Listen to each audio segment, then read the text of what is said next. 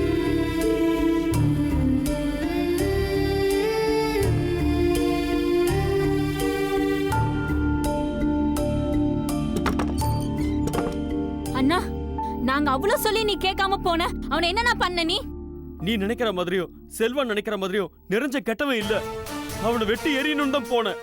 ஆனா அவனை சந்திச்சதுக்கு அப்புறம் தான் எனக்கு தெரிஞ்சது அவன் எந்த தப்பும் பண்ணல. வயிற்று பழப்புக்காக தான் 4 பேர் கூட மீன் பிடிக்க போயிருக்கான்னு. அந்த 4 பேரும் உன் வாழ்க்கையை சீரழிச்சிட்டாங்கன்னு நான் சொல்லிதான் நிரஞ்சனுக்கே தெரியும். அப்படி நிறைஞ்ச சொல்ல சொன்னானா? அதை நீ நம்புறியாண்ணா? அண்ணா அவன் பொறுக்கினா. அவனை பத்தி நல்ல முகம் மட்டும் தான் உனக்கு தெரியும். அவனோட எல்லா கெட்ட முகமும் எனக்கு மட்டும் தானே தெரியும். இல்ல செல்வி, நீ அவனை தப்பான மனநிலையில தொடர்ந்து பார்த்துட்டு வர. அதனாலதான் அவன் நல்லதே பண்ணாலும் கெட்டதாவே தெரியுது. அண்ணா நீ வெகிலியாவே இருக்கிறேனா? அவன் உன்னை ஏமாத்தி நாடகம் ஆடிட்டு இருக்கானா? இல்ல, அவன் நம்ம ஊருக்கார, நம்ம உறவுக்கார. அவன் நமக்கு கெடுதல் செய்ய மாட்டான். தனுஷ்கோடியில போலீஸ் என்ன பிடிச்சாங்க. அப்ப நான் திரும்பி வருவேனா வரமாட்டானான்னு எனக்கே தெரியாது. ஆனா அவன் உன்னையும் சேர்த்து லண்டன் கூட்டிட்டு போவதா பணம் சேர்த்துட்டு இருந்திருக்கான். அண்ணா அவனை பத்தி உனக்கு தெரியாதுண்ணா.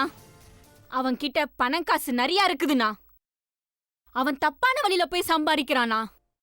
நீ என்ன சொன்னாலும் நான் நம்பவே மாட்டேனா. புரிஞ்சுக்க செல்வி, நிறைஞ்ச நல்லவன். புரிஞ்சுக்க வேண்டியவன் நான் இல்ல, நீதானா? இப்ப நீ புரிஞ்சு காட்டியும் சந்தர்ப்ப சூழ்நிலை வரும்போது நீ புரிஞ்சுக்குவ. அப்ப தெரியும் உன் தங்கச்சி சொன்னது உண்மைன்னு. அது வரைக்கும் நீ நம்பவே மாட்ட, நம்பவும் வேணாம். செல்வி, செல்வி சொன்னா கேளுமா, நிறைஞ்ச நல்லவன். செல்வி சொன்னா புரிஞ்சுக்கோ. டேய், நீயாவது எடுத்து சொல்றா. நீ வெளுத்ததெல்லாம் பாலுன்னு நினைக்கிறேன், அவன் விஷம். அவனோட நானே பழகி பார்த்து புரிஞ்சுக்கிட்டேன். செல்வி எவ்வளவு சொல்லியும் நான் கேட்கல. இந்த சந்தர்ப்ப சூழ்நிலை தான் என்னைய புரிய வச்சது. அதே மாதிரி உனக்கும் புரிய வரும். அவன் பசுத்தோல் போத்திய புலின்னு சொல்லி.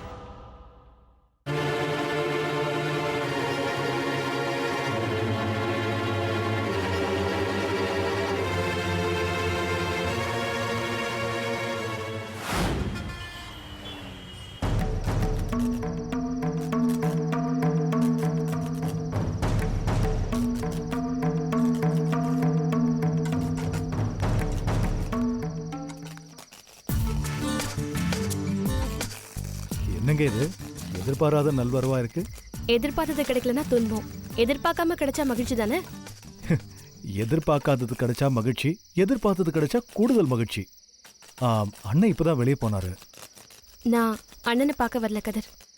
அப்படிங்களா? சரி சொல்லுங்க. நீங்க நீங்க எனக்கு ஒரு உதவி செய்யணும். உங்களை தான் நான் மலை போல நம்பி வந்திருக்கேன். அதனால நீங்க கைவிட மாட்டீங்கன்னு நான் நம்புறேன். என்ன மலை போலலாம் நம்ப வேண்டாங்க, மனுஷனாவே நம்பினா போதும். கையை கொடுத்தா காப்பாத்திடலாம், கையை கொடுக்காமலே காப்பாத்துவேன்னு நம்பி இருந்தா ஏமாற்றம் தான் மிஞ்சும். நீங்க பேசுறது எனக்கு புரியல. நீங்க பேசுறதாங்க எனக்கு புரியல. நான் நேரா விஷயத்துக்கு வரேன். மறுபடியும் கண்ணாமூச்சி விளையாட்டு விளையாட மாட்டீங்க தானே? உங்ககிட்ட யதார்த்தமா பேசுறது கண்ணாம்பூச்சி விளையாட்டு நினைக்கிறீங்களா? இஷ்டம் இருக்கிறதுனால தானே கேட்குறேன், காத்திருக்கேன். என்ன கேக்குறீங்க?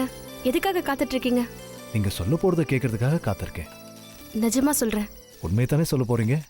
ஏங்க உண்மைதான் சொல்றேன். நாம இப்ப பேசுறது யாராவது கேட்டாங்கன்னா சத்தியமா யாருக்கும் எதுவும் புரியாது. கவிதை புரியலங்கிறதுக்காக கவிதையே சரியில்லைன்னு சொல்லிட முடியுமா? இல்ல படிக்கிறவங்களுக்கு புரியலங்கிறதுக்காக புத்தகமே சரியில்லைன்னு சொல்லிட முடியுமா?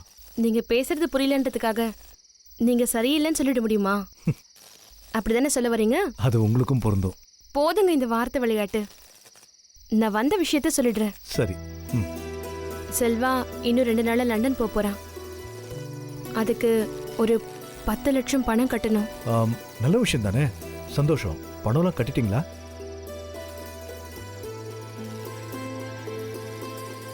அதுதான் சிக்கலா இருக்கு. நான் எந்த வகையில உங்களுக்கு உதவி செய்யணும்னு நினைக்கிறீங்க? நீங்க தான் எனக்கு ஏன் எதுக்குன்னு கேட்காம உதவி செய்வீங்க. ஏற்கனவே பல உதவி செஞ்சிருக்கீங்க. நீங்க உதவி செய்வீங்கன்னு நம்புறேன். உங்களை நம்பிதான் நான் இங்க வந்திருக்கேன். உங்களை விட்டா எனக்கு வேற யாருமே இல்லை. நான் என்ன செய்யணும்னு எதிர்பார்க்குறீங்க? இந்த நகையை வித்தோ அடமான வச்சோ பணம் ஏற்பாடு பண்ண முடியுமா? இந்த உதவியை செய்யறதுக்கு எனக்கு வேற ஆளே இல்லை. சரி, லாரி ஃபைனான்சியர் கிட்ட கொடுத்து பணத்தை வாங்கி தரேன். பணத்தை வீட்டுக்கு வந்து தரவா இல்லை நீங்கள் இங்கே வந்து வாங்கிக்கிறீங்களா? வீட்டுக்கெல்லாம் வர வேண்டாம். பணம் வந்ததும் நீங்கள் எனக்கு சொல்லுங்க, நானே வரேன். முக்கியமான விஷயம், தர்மானனுக்கு இதை பற்றி எதுவும் தெரிய வேண்டாம். ஏன் அவருக்கு தெரிஞ்சா என்ன? இல்ல அதுல ஒரு விஷயம் இருக்கு. நேரம் வரும்போது நானே சொல்றேன். ஏஜென்ட்டை நான் இங்கேயே கூட்டிட்டு வந்துடுறேன். இங்கே வச்சு பணத்தை கொடுத்துடலாம். ஆனா பணம் ரெடியானா அதை லாரி ஷெட்ல வச்சிருக்க முடியாது. 4 பேர் வந்து போற இடம், பாதுகாப்பு இருக்காது. அதனால பணம் ரெடியானா நான் உங்களுக்கு சொல்றேன், நீங்க ஏஜென்ட்டை கூட்டிங்க வந்துருங்க. ஆ சரி, நான் கூட்டிட்டு வரேன். நான் கிளம்பவா? கிளம்புங்க. நீங்களும் வரீங்களா? இல்லை இப்போ இல்லைங்க. அப்போ எப்போ? இப்போ நேரம் ஆயிடுச்சு, இன்னொரு நாள் பார்க்கலாம். சரி, நான் கிளம்புறேன். dim